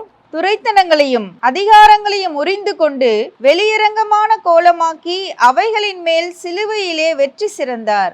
ஆமென். வெளியரங்கமான கோலமாக்கி அப்படின்னா அவரோட கிங்டம் ஃபுல்லா கூட்டிட்டு போய் நீ பயந்த சத்ருவுக்கு இனி நீ பயப்படணும்னு அவசியம் இல்லை. உன்னை மேற்கொண்ட சத்ரு இனி உன்னை மேற்கொள்ளணும்னு அவசியம் இல்லை. நீ மறுபடி மேற்கொள்ற பொசிஷனுக்கு வந்துட்ட, நீ மறுபடி சப்ஜுகேட் பண்ற பொசிஷனுக்கு வந்துட்ட, நீ மறுபடி ரூல் ஓவர் பண்ற பொசிஷனுக்கு வந்துட்ட, நீ மறுபடி ஆண்டு கொள்ளலாம், நீ மறுபடி என்னை போல நீ வாழலாம், நீ மறுபடி என்னை போல என்னுடைய சாயலாகவே இருக்கிற, நீ சொல்ல ஆகும், நீ கட்டளையிட நிற்கும். அதுதான் அந்த வசனத்துக்கு அர்த்தம். துரைத்தனங்களையும் அதிகாரங்களையும் உரிந்து கொண்டு வெளியரங்கமான கோலமாக்கினா ஸ்பிரிட் ரெல்முக்கு அனௌன்ஸ் பண்ணாரு. ஆண்டவர் உயிரோட எழுமுனதுக்கு அப்புறம் ஸ்பிரிட் ரெல்முக்கு அனௌன்ஸ் பண்ணாரு, இனி என் மகன் தான், என் நாமத்துல யார் பிலீவ் பண்றாங்களோ அவன் தான் ராஜா. ஏன்னா ஜீசஸ் உயிரோட இருந்தப்பவே ஒரு இடத்துல பிசாச பிரின்ஸ் ஆஃப் த வேர்ல்டுன்னு சொல்றாரு, பிரபஞ்சத்தின் தேவன்னு சொல்றாரு. அப்ப அவரே ரெக்கக்னைஸ் பண்றாரு, அவன் இந்த பூமியை அவன் ஆள்ற ஒரு பொசிஷன்ல இருக்கிறான் அப்படின்றத அவரே அக்னாலேஜ் பண்றாரு. அதே மாதிரி பிசாசுகளை ஒரு இடத்துல துரத்தும் பொழுது அந்த பிசாசுகள் சொல்லுது இன்னும் நேரம் வரவில்லைன்னு சொல்லிட்டு அவருக்கே ரிமைண்ட் பண்ணுதுங்க. அப்போ இன்னும் அத்தாரிட்டி ஜீசஸ் மாம்சத்தில் இருந்த பொழுதும் அத்தாரிட்டி இன்னும் யார்கிட்ட தான் இருந்தது? பிசாசு கிட்ட தான் இருந்தது. அவர் ரெசரெக்ட் ஆகி அதே மாதிரி நீங்கள் பேஷனில் பார்க்கும்போது பார்த்தா சிலுவையில் ஜீசஸ் மறிச்சப்ப இவனுக்கு அப்பா நம்ம கதையை க்ளோஸ் பண்ணிட்டோன்னு ஒரே கொண்டாட்டம். அவர் உயிரோட எழும்புனதுக்கு அப்புறம் தான் அந்த சேட்டனை அந்த ஃபேஸ் மாறுறது எல்லாத்தையும் காட்டுவாங்க. ஸோ அவர் உயிரோட எழும்புனப்ப இந்த விஷயத்த செஞ்சுருக்கிறாரு. ஸோ இன்றைக்கும் எந்த வியாதியும் உங்கள் மண்டை மேலே உட்காந்து உங்களை பயமுறுத்தணும்னு அவசியமே இல்லை. Hallelujah. Doctor's report is not the final report. Doctor கொடுக்குற ரிப்போர்ட் உங்கள் வாழ்க்கையில் அது ஃபைனல் ரிப்போர்ட் கிடையாது. உங்கள் பிள்ளைங்களை பற்றி உங்கள் டீச்சர் சொல்கிறாங்களா, இவன் மக்கு மண்டை மர மண்டை, இவனுக்கு ஒன்றும் ஏறாது, இவனை இந்த வருஷத்தில் திருப்பி போடுங்கன்னு சொல்கிறாங்களா, அது teachers report. God's report is over that. Hallelujah. God's report is over that. So இதுதான் தேவன் செய்கிற காரியம். உங்களுக்கு பீப்புள் ப்ரொனவுன்ஸ் உங்கள் லைஃப்பில் ப்ரொனவுன்ஸ் பண்ணுறாங்கல்ல, நீ இதுதான், உனக்கு அப்பா சரியில்லை, உனக்கு இது சரியில்லை, நீ இந்த ஸ்கூலில் தானே படித்த, நீ கிராமத்தில் தானே இருந்த, உனக்கு இந்த வியாதி வந்துருச்சா, ஒன்றுமே பண்ண முடியாது, உனக்கு இது சரியில்லையா, புருஷன் சரியில்லையா, இப்படி தான் இப்படின்னு ஒரு தீர்ப்பை உங்கள் லைஃப்பில் உங்களை லேபிள் பண்ணுறாங்கல்ல. The message of resurrection is that you are above that. Hallelujah. ஆண்டவர் சொல்றாரு, நானே உயிர்த்தெழுதலும் ஜீவனுமா இருக்கிறேன் என்று ஆண்டவர் சொல்றாரு. அப்போ உயிர்த்தெழுதலும் ஜீவனுமா இருக்கிறேன்னா அவர் ஒரு தடவை உயிர்த்தெழுந்தது மட்டும் இல்லை, அந்த ரெசரெக்ஷனும் லைஃபும் நம்ம ஒருத்தருக்குள்ள ஜீவனோட அவர் இருக்கிறார். ஹல்லேலூயா. He is the resurrection and the life. அப்ப நம்மளுக்குள்ள ஒரு ஜோயை சுரந்துகிட்டே இருக்குது. நம்ம கிட்ட எடுத்து யாரும் புடுங்கிட்டு போக முடியாது, ஏன்னா உள்ள ஒரு ஊற்று இருக்குது. இப்போ நம்ம பிளேட்டில் ஒரு 4 லட்டு வச்சுருக்குறோம், இன்னொருத்தவங்க பொறாமப்பட்டு இது பண்ணி நம்மக்கிட்ட ஒரு லட்டை எடுத்துகிட்டு போனால் நம்ம கவலைப்படலாம். ஆனால் நம்மக்கிட்ட பிளேட்டில் இருக்கிறது மட்டும் இல்லை, நமக்குள்ளேயே ஒரு ஊற்று இருக்குது. அந்த ஊற்று தான் என்ன? ஐ am the resurrection and the life. அதனால் என்கிட்ட பிடுங்கிட்டு போகிறாங்க, என் ப்ரொமோஷனை திருடுறாங்க, என்னோட இதை எடுத்துக்கிட்டாங்க, என்னோட தப்பான என்னோட பேரை டேமேஜ் பண்ணிட்டாங்க, என் ரெப்யூட்டேஷனை ஸ்பாயில். நம்ம கவலையே படணும்னு அவசியம் இல்லை, ஏன்னா உள்ள ஒரு ஊற்று இருக்குது. அந்த ஊற்று என்ன? ஐ am the resurrection and the life. I am the zoe life within you. அந்த ஜோயே லைஃப்னா என்னன்னா த கம்ப்ளீட்னஸ் ஆஃப் காட். தேவனுடைய முழுமை, அவருடைய ஞானம், அவருடைய வல்லமை, அவருடைய கேரக்டர், அவருடைய ஆட்ரிபியூட்ஸ், இது எல்லாத்தையும் சேர்த்து சொல்லணும்னா அது ஒரு வேர்டு தான், என்னது? ஜோயே. அந்த ஜோயே நம்மளுக்குள்ள இருக்குது. ஹல்லேலூயா. So I am the resurrection and the life. நானே உயிர்த்தெழுதலும் ஜீவனுமா இருக்கிறேன்னா அந்த ஜீவன் இப்போ யாருக்குள்ள இருக்கிறது? எனக்குள்ள இருக்கிறது. நம்ம இந்த வசனத்தை வாசிக்கலாம். லூக்கா 17:20-21. தேவனுடைய ராஜ்யம் எப்பொழுது வருமென்று பரிசேயர் அவரிடத்தில் கேட்டபொழுது அவர்களுக்கு அவர் பிரதியுத்தரமாக, தேவனுடைய ராஜ்யம் பிரதிட்சமாய் வராது, இதோ இங்கே என்றும் அதோ அங்கே என்றும் சொல்லப்படுகிறதற்கும் ஏதுவிராது, இதோ தேவனுடைய ராஜ்யம் உங்களுக்குள் இருக்கிறதே என்றார். ஆமென். தேவனுடைய ராஜ்யம் எங்க இருக்கான்? தேவனுடைய ராஜ்யம் எங்க இருக்கான்? எனக்குள்ள இருக்கு. தேவனுடைய ராஜ்யம் எங்க இருக்கு? எனக்குள்ள இருக்கு. தேவனுடைய ராஜ்யம் இந்த சர்ச்சா? தேவனுடைய ராஜ்யம் எங்கே இருக்குது? எனக்குள்ளே இருக்கிறது. இப்போ இந்த சர்ச்சும் தேவனுடைய ராஜ்யம் தான். இது எப்படின்னா ஃபிசிக்ஸில் சொல்லி தருவோம், கிறிஸ்டல் யூனிட் செல்னு சொல்லி தருவோம். யூனிட் செல் கிறிஸ்டலை நான் சயின்ஸாக இருக்கிறவங்களுக்கு எக்ஸ்பிளைன் பண்ணணுன்னா, இப்போ இந்த பில்டிங் எடுத்துட்டிங்கன்னா, இந்த பில்டிங் கிங்டம் ஆஃப் காட் அப்படின்னா இதில் இருக்கிற ஒவ்வொரு செங்கலும் என்ன? ஒவ்வொரு யூனிட் செல். அப்போ இந்த ஒவ்வொரு செங்கலும் தான் யார்? நம்ம ஒவ்வொருத்தரும். அப்போ இந்த ஒவ்வொரு செங்கலும் கிங்டம் ஆஃப் காட்னா இந்த பில்டிங்கும் என்ன தான்? Kingdom of God. அப்போ நம்ம ஒவ்வொருத்தரும் என்ன? Kingdom of God. அப்போ நம்ம எல்லாம் சேர்ற இடம் என்ன? Kingdom of God. ஸோ இங்கே வசனம் சொல்லுது, இந்த கிங்டம் ஆஃப் காட் எங்கே இருக்கான்? நம்ம எனக்குள்ளே இருக்குது. எனக்குள்ளே எப்படி வந்தது? இயேசு உயிர்த்தெழுந்ததுனால அவர் என்ன சொன்னார்? I am the resurrection and the life. Life உங்களுக்குள்ளே இருக்குது. என்ன இருக்குது? லைஃப். லைஃப்னா உயிர், இந்த மூச்சு இல்லைங்க life. லைஃப்னா the entirety of God is within you, is within me. The completeness of God, the whole weight of God, the whole personality of God is within you. தேவனுடைய சர்வமும் உங்களுக்குள்ள இருக்கிறது. தேவனுடைய சர்வ வல்லமை உங்களுக்குள்ள இருக்கிறது. தேவனுடைய சர்வ ஞானம் உங்களுக்குள்ள இருக்கிறது. தேவனுடைய சர்வ எல்லாமும் உங்களுக்குள்ள இருக்கிறது. ஸோ ராஜ்யம் நம்மளுக்குள்ள இருக்கும் பொழுது நம்மளுக்கு எதிர்மறையாக ஃப்ளெஷ்ல தோன்றுகிற ஒரு விஷயம் கூட ஆண்டவர் சொல்லி நம்ம செய்யும் பொழுது, ராஜ்யம் உள்ள இருந்து ஊற்று மாதிரி வரும் பொழுது நம்மளை யாருமே அடக்கி வைக்கவே முடியாது. அது மாதிரி உங்ககிட்ட இருந்து எதையுமே திருட முடியாது. ஹல்லேலூயா. உங்க மெசேஜை கூட காப்பி பண்ணலாம், ஆனால் நீங்க ஒரு ஊற்று. ஹல்லேலூயா. nobody can steal from you. ஏன்னா நீங்க ஒரு ஊற்று, உங்களுக்குள்ள இருந்து சொரந்துக்கிட்டே இருக்கும். எடுத்துட்டு இல்லாம பண்ண முடியாது. That is a message of resurrection. இப்போ நம்ம பிளேட்ல இருக்க 2 தோசை வைக்கிறோம், 2 தோசை எடுத்துட்டா நம்மளுக்கு என்ன இருக்காது? தோசை இருக்காது. நம்ம ஒரு 10 சாரி இதுல வைக்கிறோம் பீரோல, அதுல இருந்து திருடிட்டு போயிட்டா நம்மளுக்கு என்ன இருக்காது? சாரி இருக்காது. ஆனா நம்ம அப்படி கிடையாது. நம்ம ஒரு ஊற்று, எடுக்க எடுக்க என்ன பண்ணிட்டே இருக்கோம்? உள்ள வந்துட்டே இருக்கும். நம்ம கிட்ட இருந்து காப்பி பண்ண ட்ரை பண்ணா அது அவங்களுக்கு ஒர்க் ஆகாது. ஏன்னா நம்மலாம் ஸ்பெசிமன் பீஸு, கஸ்டமைஸ்டு. இப்போ ஒரு பெரிய பஞ்சம் வந்தது ஈசாக்குடைய காலத்தில். அப்போ யூஷுவலாக அந்த ஈசாக்கு வாழ்ந்த டைம்லேயும் சரி, ஜீசஸ் வரைக்குமே சரி, த கிரேட்டஸ்ட் சிவிலைசேஷன் இந்த வேர்ல்டு எதுனா இஜிப்சியன் சிவிலைசேஷன். சிவிலைசேஷனுக்கு என்ன சொல்லுவோம் தமிழில்? நாகரீகம். ஸோ உலகத்தின் பெரிய நாகரீகம் எதுன்னா இஜிப்சியன் நாகரிகம். ஏன்னா அவங்களுக்கு ஒரு பெரிய ப்ளஸ் என்னன்னா, பெரினியல் ரிவராக நைல் இருந்தது. அதாவது என்னைக்கும் வற்றாத ஒரு நைல் நதி இருந்தது. நதி இருந்ததுனாலே நல்ல விளைச்சல் இருக்கும், செழிப்பு இருக்கும். செழிப்பு இருந்ததுனாலே நிறைய அவங்களுக்கு தடைகள் கம்மியாக இருக்கும். அதனால உலகத்தின் பெரிய நாகரிகம் எகிப்து. ஸோ எந்த இடத்துல குறைவு இருந்தாலும் உடனே அந்த ஊர் வழக்கம் என்ன? உடனே எங்கே போயிடுவாங்க? எகிப்துக்கு போயிடுவாங்க. அதனால தான் ஆபிரகாமும் ஃபேமின் வந்தோடனே, பஞ்சம் வந்தோடனே எகிப்துக்கு போனார். ஈசாக்கும் பஞ்சம் வந்தோடனே அவருக்கு என்ன தோணுது? எகிப்துக்கு போகணும்னு தோணுது. ஆனால் தேவன் என்ன சொல்கிறாரு? நீ போகாதங்கிறாரு. போகாத, பஞ்ச தேசத்தில் விதைன்னு சொல்கிறாரு. ஆதியாகமம் 26:12. ஈசாக்கு அந்த தேசத்திலே விதை விதைத்தான். கர்த்தர் அவனை ஆசீர்வதித்ததினால் அந்த வருஷத்தில் 100 மடங்கு பலனடைந்தான். மற்றவங்களுக்குலாம் கிடச்சிச்சா? அந்த பஞ்ச தேசத்தில் விதைச்ச மற்றவங்களுக்குலாம் முதல்ல எவனுக்கும் விதைக்கவே ஒரு கட்ஸே இல்லை. ஏன்?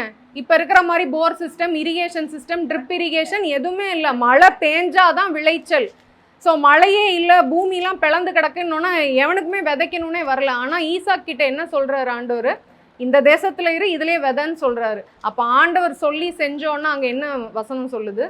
ஸோ நம்மளுக்குள்ள ஜீவன் இருக்கும்போது இருக்கிறதுலே அன்லைக்லியான பிளேஸில், இருக்கிறதுலே ப்ராக்ரஸே இல்லைன்னு எல்லாரும் ஹோப்லெஸ்ன்னு சொல்கிற ஒரு ஃபீல்டில் நம்ம இருக்கிறோன்றதுனால நம்ம முயற்சி எடுத்தோம் அப்படின்னா நம்மளுக்கு என்ன கிடைக்கும்?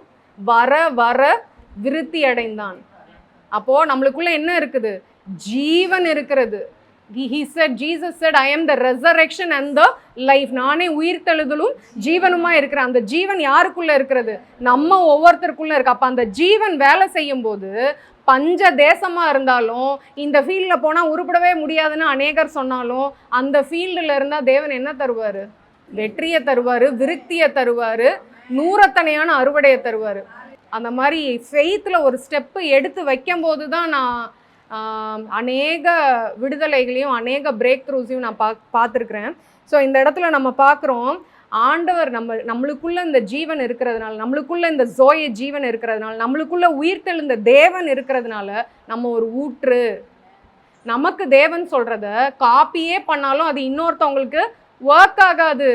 ஏன்னா நம்ம கஸ்டமைஸ்டு வெர்ஷன்ஸ், நம்ம ரொம்ப லிமிட்டெட் எடிஷன். நம்ம கிட்ட தேவன் சொன்னதை இன்னொருத்தவங்க காப்பி பண்ணால் அது அவங்களுக்கு என்னவே ஆகாது, ஒர்க் அவுட்டே ஆகாது. நம்ம ஒரு ஊற்று. ஹல்லேலூயா. இப்போ இன்னொரு விஷயம் என்னை ரொம்ப கவர்ந்தது எதுன்னா, இந்த அப்போஸ்தலர்கள் 1ஆம் அதிகாரத்தில் நம்ம வாசித்தோம்ல, அதில் வாசிக்கும் போது இப்போ தேவன் வந்து ராஜ்யம்னு பேசினோன்னா இந்த சீஷர்களுக்கு என்ன டவுட் அப்படின்னா, 6ஆம் வசனத்தை வாசிப்போம். அப்பொழுது கூடி வந்திருந்தவர்கள் அவரை நோக்கி, ஆண்டவரே, இக்காலத்திலா ராஜ்யத்தை இஸ்ரவேலுக்கு திரும்ப கொடுப்பீர் என்று கேட்டார்கள். ஸோ ராஜ்யம் ஆண்டவர் பேசணுன்னு சீஷர்கள் கேட்குறாங்க, இக்காலத்தில் ராஜ்யத்தை திருப்பி இஸ்ரவேலுக்கு தருவீங்க. இதுக்கு என்ன அர்த்தம்? இப்போ ஜீசஸ் வாழ்ந்த டைமில் யார் வந்து ஆட்சி செஞ்சுட்டு இருந்தா? ஜூவிஷ் பீப்புளை, ரோமன் எம்பையர், ரோமர்கள் ஆட்சி செஞ்சுட்டு இருந்தாங்க. ஸோ ரோமர்கள் எப்படி ஆட்சி செஞ்சுட்டு இருந்தாங்க? ராயன்னு ஒருத்தர் இருப்பார், சீசர்னு ஒருத்தர் இருப்பாங்க, அவங்களுக்கு கீழே கவர்னர்ஸ் இருப்பாங்க, அவங்களுக்கு கீழே வந்து சேனாதிபதிகள்னு இருப்பாங்க. ஸோ இவங்க சொல்கிற மாதிரிலாம் அவங்க கேட்கணும்னு செய்வாங்க. ஸோ ராஜ்யத்தை மறுபடியும் எஸ்டாப்ளிஷ் பண்ணுவீங்களா அப்படின்னு சொல்லி கேட்கும்போது அவங்க என்ன மீன் பண்ணுறாங்கன்னா, இந்த ராயனை வீழ்த்திட்டு ரோமர்களை துரத்தி விட்டுட்டு ஜீசஸ் ஃபிசிக்கலாக ஒரு த்ரோனில் ஒரு ராஜாவை, இப்போ எப்படி தாவீது ராஜாலாம் ஆட்சி செஞ்சார், ஒரு பேலஸ்ன்னு ஒன்று பில்ட் பண்ணி அவங்க இருப்பாங்க, அவங்க சொல்கிறது தான் கேட்பாங்க, அவங்களுக்குன்னு ஒரு இராணுவ படை, இந்த மாதிரியே யோசிச்சுட்டு இருந்தாங்க ராஜானா. அதனால தான் ஜீசஸை மேசியாவை அவங்களால அக்செப்ட் பண்ண முடியல. இன்னமும் மேசியா வருவாராகன்னு அந்த ஜெருசலம் செவரில் போய் முட்டிக்கிட்டு இருக்கிறாங்க. அவர் வந்துட்டாரு, அவர் இப்போ மறிச்சிட்டாரு, உயிரோட எழும்பிட்டாரு, அவரே உயிர்த்தெழுதலாக இருக்கிறாருன்ற கண்கள் இன்னும் என்ன பண்ணலை, அவங்களுக்கு திறக்கப்படலை. ஏன்னா அவங்க ஃபிசிக்கலாக ஒரு ராஜாவை எக்ஸ்பெக்ட் பண்ணாங்க. இப்போ ஃபிசிக்கலாக ராஜா எப்படி குதிரையில் வருவார், ஃபிசிக்கலாக ராஜா எப்படி வந்து ஒரு அரண்மனையை கட்டி அவருக்குன்னு இருப்பார், ஃபிசிக்கலாக எப்படி எல்லாம் டேக்ஸ் பே பண்ணுவாங்க, ஃபிசிக்கலாக இராணுவங்களை வச்சு இன்னொரு நாட்டை பிடிக்கிற, இப்படியே அவங்க இமேஜின் பண்ணிகிட்டு இருந்தாங்க. ஆனால் தேவன் என்ன சொல்கிறாரு, தேவனுடைய ராஜ்யம் எங்கே இருக்கான்? ஒரு பேலஸில் இல்லை, தேவனுடைய ராஜ்யம் எங்கே இருக்குது? எனக்குள்ளே இருக்குது. அப்போ இன்னைக்கு நமக்கு எல்லாம் என்ன மெசேஜ், நம்மளெல்லாம் என்ன பண்ண சொல்கிறாரு? இதில் 8ஆம் வசனத்தை வாசிக்கிறோம்.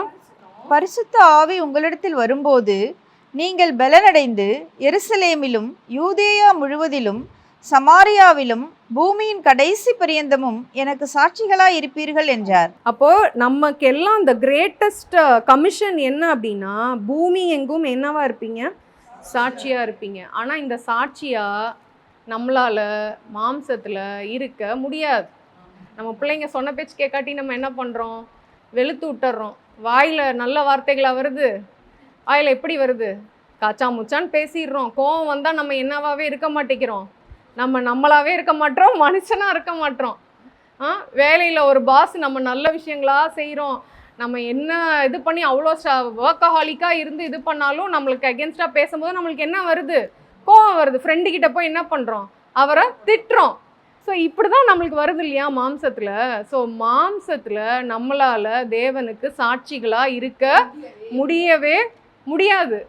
அதுக்கு ப்ரூஃப் என்னென்னா, ஆண்டவர் இந்த உலகத்தை ஏற்படுத்தி 4000 வருஷம் ஆப்பர்ச்சுனிட்டி கொடுத்தாரு மனுஷனுக்கு. எதுக்கு ஆப்பர்ச்சுனிட்டி கொடுத்தாரு? ஜீசஸ் வர்றதுக்கு முன்னாடி டைமை சொல்கிறேன். உலகம் ஆரம்பித்து 4000 வருஷம் கொடுத்தாரு. ஓம் பலத்தில் நீ சாட்சியாக இருடான்னு. இருக்க முடிஞ்சிச்சா? ஆண்டவர் தெரிந்தெடுத்த எல்லா பாத்திரத்தையும் எடுத்துக்கோங்க, குறைவுள்ள பாத்திரம் தான். இப்போ டேவிட் அப்படின்னு யோசிச்சா டக்குன்னு என்ன ஞாபகம் வருது? அவரோட பாத்ஷேபா தான் ஞாபகம் வருது. மோசஸ் அப்படின்னா டக்குன்னு என்னதான் ஞாபகம் வருது? அடிச்சு அவர் கோவப்பட்டது தான். ஆனால் ஆண்டவர் சொல்றாரு, மோசே போல சாந்த குணம் உள்ளவன் ஒருவனும் இல்லை. அந்த சாந்த குணம்னு ஆண்டவரே சாட்சி கொடுக்குறவர் தான் எப்படி இருக்கிறாரு? கோவக்காரராக இருக்கிறாரு. ஆனால் ஏன் வந்து ஆண்டவர் பிரதானமாக மோசேயை கானான் தேசத்துக்குள்ளே அனுமதிக்கலை அப்படின்றது வந்து மோசே கோவப்பட்டதுனால கூட இல்லை. மோசே கிட்ட என்ன பிரமாணத்தை கொடுக்குறாரு? நியாய பிரமாணத்தை கொடுக்குறாரு, லாவை கொடுக்குறாரு. லால ப்ராமிஸ்ட் லேண்டுக்குள்ளே போகவே முடியாது. நியாய பிரமாணத்தை வச்சு வாக்கு தத்தத்தை சுதந்தரிக்கவே முடியாது. யார் தான் உள்ளே கூட்டிகிட்டு போனா கானான் தேசத்துக்குள்ள?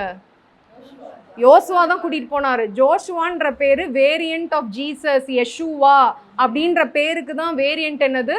ஜாஷுவா. அப்போ நியாயப்பிரமாணம் இல்ல, கிருபையின் பிரமாணத்தினால தான் எங்க பிரவேசிக்க முடியும்? கானான பிரவேசிக்க முடியும், வாக்குத்தத்தத்தை பிரவேசிக்க முடியும். அப்ப ஜீசஸ் மூலமா தான் நம்ம என்னத்தை பிரவேசிக்க முடியும்? வாக்குத்தத்தத்தை பிரவேசிக்க முடியும். ஜீசஸ் மூலமா தான் இந்த நீதியின் வாழ்வை நம்ம வாழ முடியும். நியாயப்பிரமாணத்தினால வாழ முடியல. நியாயப்பிரமாணத்தோட இது என்னன்னா 10 கட்டளை அப்படின்னா 9 கட்டளையை முக்கி நம்ம ஃபுல்ஃபில் பண்ணாலும் 1 ஃபுல்ஃபில் பண்ணலன்னா என்ன? எல்லாத்தையும் தவறுன மாதிரி தான். அப்படின்னா என்ன அர்த்தம்? வெச்சா குடுமி, செரச்சா மொட்டை. அப்பனா வாங்கினா 100, இல்லைன்னா 0. யாராலையாவது 100 வாங்க முடிஞ்சிச்சா? வாங்கவே முடியல. அதனால தான் என்ன தேவைப்பட்டுச்சு? சிலுவை தேவைப்பட்டுச்சு. அதனால தான் என்ன தேவைப்பட்டுச்சு? ரெசரெக்ஷன் தேவைப்பட்டுச்சு. இப்போ இந்த தேவனுக்கு நம்ம சாட்சியா இருக்கணும் அப்படின்னா நியாயப்பிரமாணத்தினால நம்ம வாக்குத்தத்தத்தை சுதந்திரிக்கவே முடியாது. ஃப்ளெஷ்ஷில் ஒன்றுமே செய்ய முடியாது. வசனம் சொல்லுது, த ஃப்ளெஷ் பெனிஃபிட்ஸ் நத்திங். மாம்சமோ ஒன்றுக்கும் உதவாது. மாம்சத்தில் நம்ம எல்லாருமே குறைவுபட்டவங்க தான். ஹல்லேலூயா. மாம்சத்தில் நம்ம வேற மாதிரி தான் இருக்கிறோம். கரெக்டா? அதனால மாம்சத்தில் தேவனுக்கு சாட்சியா இருக்கவே முடியாது. அதனால தான் தேவன் என்ன சொன்னாரு? எருசலேமை விட்டு போகாதீங்க. ஏன் போகாதீங்கன்னு சொன்னாரு? ஆவியானவருடைய நிறைவினால நான் உங்களை நிரப்புவேன்னு. ஸோ அதுக்கப்புறம் பார்க்குறோம், சீஷர்கள் வந்து அந்த மேல் வீட்டறையில் வந்து எல்லாரும் கூடி ஜெபம் பண்ணும்போது அக்கினி நாவுகளாக ஆவியானவர் இறங்கி அவங்கள வந்து ஒரு எம்பவர் பண்ணுறாரு. அப்போ எம்பவர் பண்ணும்போது பார்த்தா ஒரே நாளில் எந்த பேதுருக்கு கொஞ்சம் கூட தைரியமே இல்லாமல் இருந்த அதே பேதுரு, அதாவது யூதாஸ் பண்ணதை விட பேதுரு பண்ணது இன்னும் ஒரு ஸ்டெப்பு மேலே. யூதாஸ் என்ன சொன்னார்? இது ஜீசஸ்ன்னு தான் சொன்னார். அவர் சொன்னால் தப்பா கரெக்டா? அவர் சொன்னால் தப்பா கரெக்டா? காட்டி கொடுத்த மேட்ரே விட்டுருங்க. இவர் என்ன சொன்னார்? This is Jesus. நான் முத்தம் கொடுக்குறவர் தான் யார்? ஜீசஸ்ன்னு சொன்னார். ஆனால் பேதுரு என்ன சொன்னார்? இவரை அறியேன். அறியேன் மட்டும் இல்லை, அவர் ஸ்வேர் பண்ண ஆரம்பிச்சிட்டாராம், சபிக்க ஆரம்பிச்சிட்டாராம். அப்போ யார் பண்ணது ஒரு ஸ்டெப்பு மேலே? பேதுரு பண்ணது ஒரு ஸ்டெப்பு மேலே. அப்போ அந்த அளவுக்கு அவருக்கு பயமும் நடுக்கமும். அது எந்த பேதுரு? ஃப்ளெஷ்ல இருந்த பேதுரு. அது எந்த பேதுரு? மாம்சத்தில் இருந்த பேதுரு. பட் அதே பேதுருக்குள்ள ஆவியானவர் உள்ளே இறங்கினப்ப அவர் எப்படி மாறினாரு? ஒரே மெசேஜில் 3000 பேர் சபையில் சேர்க்கப்பட்டார்கள்னு வந்துச்சு. அப்போ ஆவியானவர் உள்ளே வந்தோன்னா முதல்ல நடக்கிற ஒரு விஷயமே என்னென்னா போல்ட்னஸ், ஒரு தைரியம். அந்த தைரியம் எதுலேருந்து வருதுன்னா, நம்ம யாரு, அவர் யாரு, அவருக்குள்ள நம்ம யாருன்ற ஒரு அண்டர்ஸ்டாண்டிங், நம்ம ஸ்பிரிச்சுவல் ஐஸை ஓப்பன் பண்ணுறாருல, அதுலேருந்து ஸ்டெம் ஆகிற ஒரு தைரியம் தான் அந்த தைரியம். ஹல்லேலூயா. ஏன்னா நம்ம ஜீசஸ் உயிரோடு இருந்தப்ப நிறைய இடத்துல ரெக்கார்ட் பண்ணுறாங்க, அவர் என்ன சொல்கிறாருன்னே அவங்களுக்கு புரியவே இல்லையா. இவர் புளித்த மாவை பற்றி பேசிக்கிட்டு இருக்கிறாரு. அப்போ சீஷர்களுக்குள்ளே என்ன பேசிகிட்டு இருக்காங்க? நம்ம அப்போ கொண்டு வரல போல, அதனால தான் அவர் அப்படி பேசிகிட்டு இருக்கிறாருன்னு. அதே மாதிரி இந்த இடத்துல கூட நம்ம ஒரு இடத்துல பார்க்குறோம், தே டிட் நாட். நம்ம இன்னைக்கு வாசித்தோம்ல யோவான் 20, அதில் கூட ஒரு இடத்துல 9ஆம் வசனத்தை படிப்போம். 20:9. அவர் மரித்தோரிலிருந்து எழுந்திருக்க வேண்டும் என்கிற வேத வாக்கியத்தை அவர்கள் இன்னும் அறியாதிருந்தார்கள். நிறைய தடவை the disciples had no clue what Jesus was talking about. என்ன பேசிட்டு இருந்தாருன்றதுக்கு ஒரு க்ளூவே இல்லை. எல்லாம் இன்ஃபர்மேஷனாக இங்கே டெபாசிட் ஆகிருந்துச்சு. இந்த இங்கே இருந்தது ஒரு அடி இறங்கி எப்போ அது ஒரு ரெவலேஷனாக மாறுச்சு? பரிசுத்த ஆவியானவரை பெற்றுக்கொண்டதுக்கு அப்புறம் தான் அவங்களுக்குள்ள ரெவலேஷனாக வெடிச்சு கிளம்பி அவங்கெல்லாம் வேற ஆளை எந்த அளவுக்கு போல்ட்னஸாக ஆக ஆரம்பித்தாங்கன்னா, சீஷர்களை ஒருத்தரை தவிர மற்ற எல்லாமே தேவர் மாட்டர்ஸ்னால் கொலை செய்யப்பட்டார்கள். தலகீழ சிலுவையில் தொங்க விடப்பட்டாங்க, ஆயிலில் ஃப்ரை பண்ண விட்டாங்க.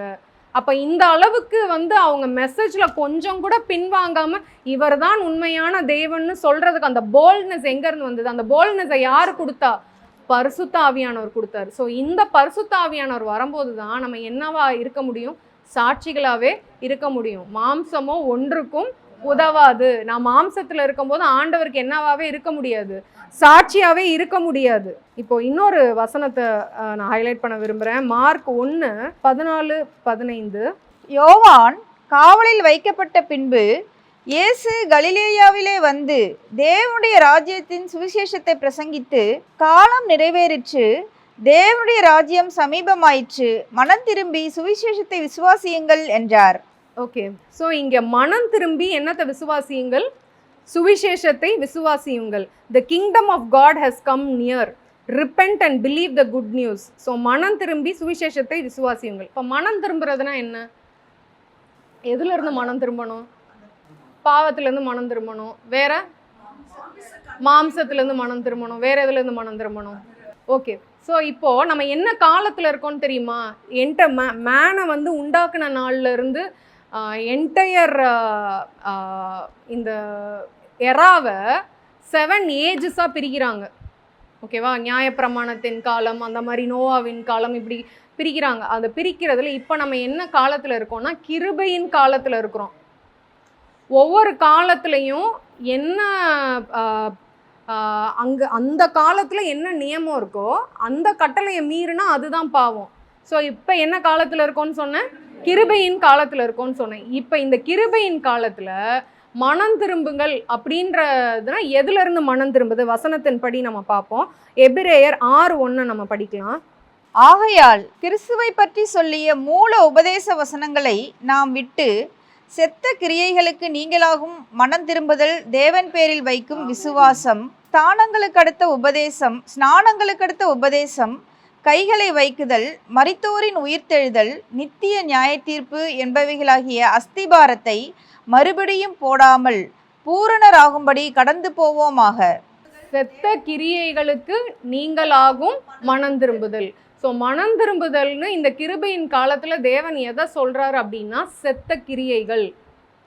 ஹல்லேலூயா. செத்த கிரியைகள் அப்படின்னா என்ன அர்த்தம்? ஃப்ளெஷ் இஸ் டெத்துன்னு வசனம் இருக்கா? மாம்ச கிரியைகள் மரணம். அப்போ மாம்ச கிரியைகள்னா என்ன? நம்ம யாரும் போய் விபச்சாரம் பண்ணுறதில்ல, உலகத்தில் அந்த பயங்கர பெரிய பெரிய விஷயம் அதெல்லாம் வந்து நம்ம பண்ணுறதில்ல. பட் மாம்ச கிரியைகள் தான் என்னன்னு வசனம் சொல்லுது? மரணம். அப்போ இந்த ரிப்பென்டன்ஸ்ன்னு சொல்கிறது என்னென்னா ரிப்பென்டன்ஸ் ஃப்ரம் டெட் ஒர்க்ஸ். மாம்ச கிரியைகள்லேருந்து நம்ம மனம் திரும்புறது தான் என்னது? மனம் திரும்புதல்னே சொல்லுது. செத்த கிரியைகள்லேருந்து மனம் திரும்புதல் தான் என்ன? கிருபையின் காலத்தில் உண்மையான மனம் திரும்புதல். நம்ம ஆண்டவருடைய நற்கந்தமாக இருக்கணும்னா நம்மளுக்குள்ளே என்ன தேவை? இந்த பரிசுத்த ஆவியானவருடைய அபிஷேகம் தேவை. ஏன்னா வசனம் சொல்லுது, அழிவுக்குரியது தேவனுடைய ராஜ்யத்தை சுதந்தரிக்க முடியாது. மாம்சமும் இரத்தமும் தேவனுடைய ராஜ்யத்தை சுதந்தரிக்க முடியாது. அப்போ நம்ம ராஜ்யத்தை சுதந்தரிக்கணும், நம்ம ராஜ்யத்துக்கு பரப்பணும், நம்ம ராஜ்யத்தில் சாட்சிகளாக இருக்கணும்னா நமக்குள்ளே என்ன இருக்கணும்? பரிசுத்த ஆவியானவர் இருக்கணும். இந்த பரிசுத்த ஆவியானவருடைய அபிஷேகத்தினால நம்ம செயல்படணும். Only a spirit-filled life will change the world. ஹல்லேலூயா. இயேசுவின் நாமத்தினால ஜெபிக்கிறோம் பிதாவே.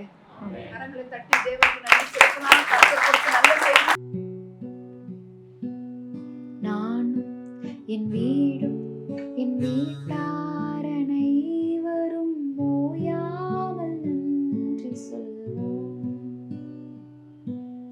நானும் என் வீடும் என் வீட்டார் அனைவரும் ஓயாமல் நன்றி சொல்வோம். ஒரு கரு போல காத்தீரே நன்றி, என்னை சிதையாமல் சுமந்தீரே நன்றி. ஒரு கரு போல காத்தீரே நன்றி, என்னை சிதையாமல் சுமந்தீரே நன்றி. எபினேசரே எபினேசரே, இந்நாள் வரை சுமந்தவரே. எபினேசரே என் எபினேசரே, என் நினைவாயிருப்பவரே. நன்றி நன்றி